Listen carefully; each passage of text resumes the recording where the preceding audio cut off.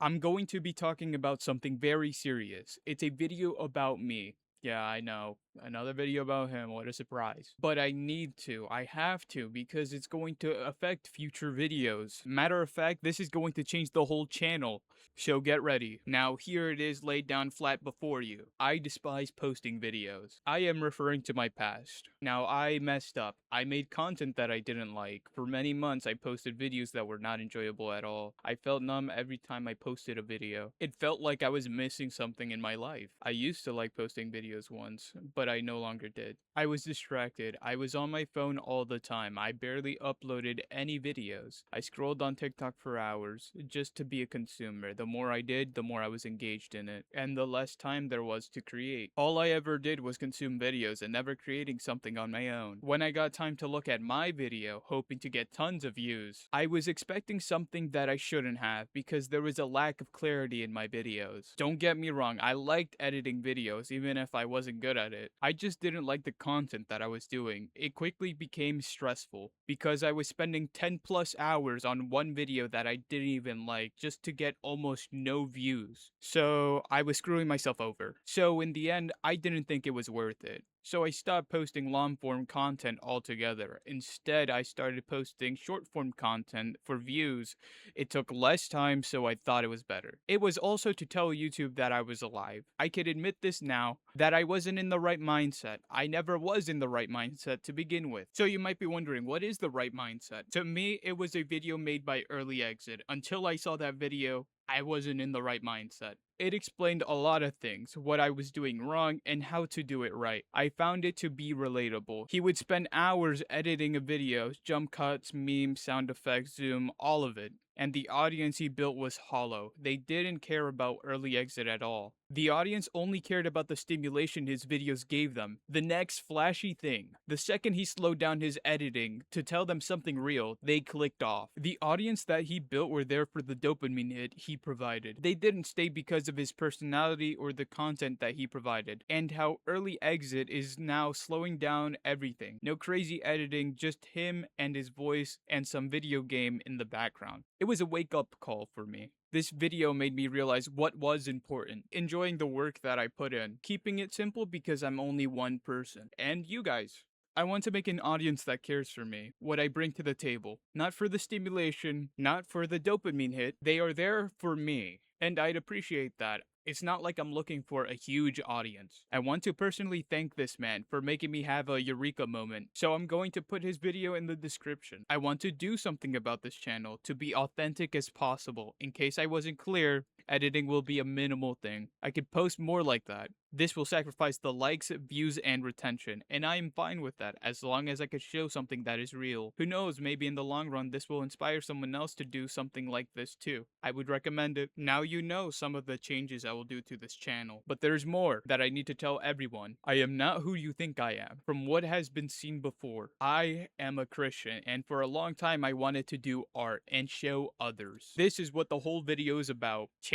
Changing to the art direction, to be specific. I'm going to explain the Christian part and then the art. I don't know how specific I need to be, but I believe that there's something that created me, like having a soul, just to clarify. And there is an afterlife to me. I refuse to believe that there's nothing after death. That'd just be terrible. That really would. I accepted Jesus Christ in my life. I was born in a Christian household, and being born in one made me feel like I won the lottery. If I showed myself in the camera, I'd be dancing right now. Shout out to my mom and dad, and God, where the idea of Christianity was taught to me when I was young. I was able to learn a lot from the Bible, like Adam and Eve, Moses, Solomon, Joshua, and Jesus Christ himself. That's not his last name, by the way. I still got a lot more to learn from the Bible, and being a Christian. So hopefully people accept me for who I am.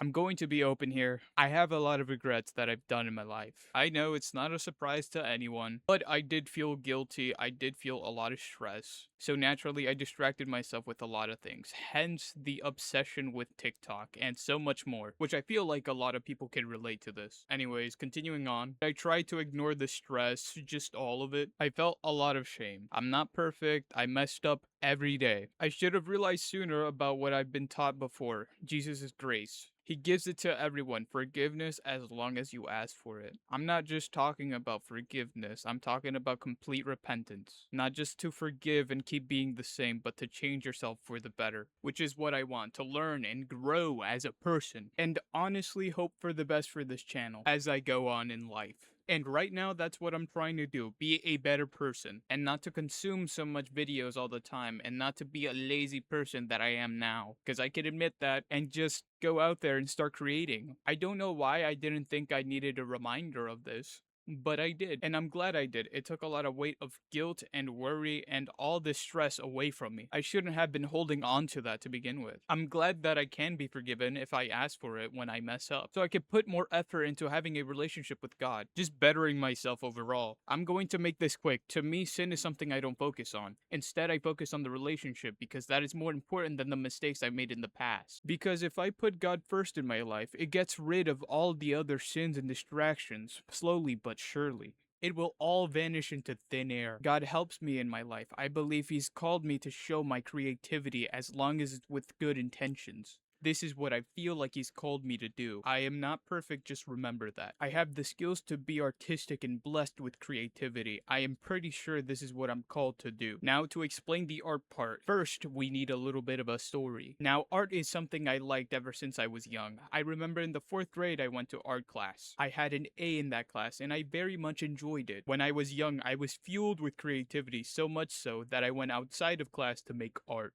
Ooh. By the way, this relates to it. Does anyone remember the rivalry with Mario and Sonic? No, really? Just me? Wow.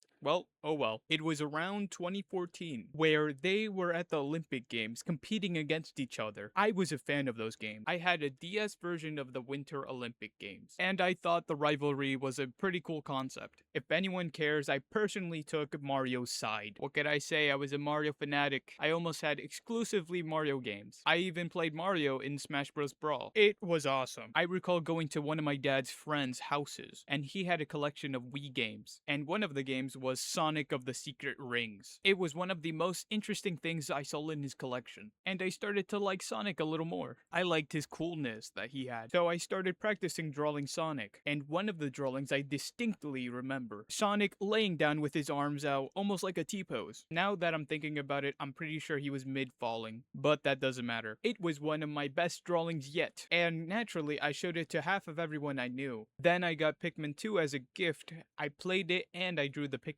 characters. As time went by, I kept drawing and drawing until the 7th grade where I decided to make my own original character. My very first OC. I was in history class at the time. I drew it on a little notebook. It was oh so beautiful. I wasn't an expert at this, so I took a couple tries. And I made my first little baby. To be honest, it was very simple to draw. I was a fan of Reincarnated as a slime at the time, so I drew something almost exactly like him. Not really. Depends who you're talking about. Let me just describe him first. He was a humanoid slime character with a blue appearance, with big oval eyes. And it also had a regular slime appearance as well, little slime ball. You might not know this, but I was pretty proud of it. So it stuck with me for a very long time, until I made my other OC. I want to keep sharing and enjoying art, appreciating pieces of art all the time. And the plan is to show you guys what I could do. Thank you so much for watching.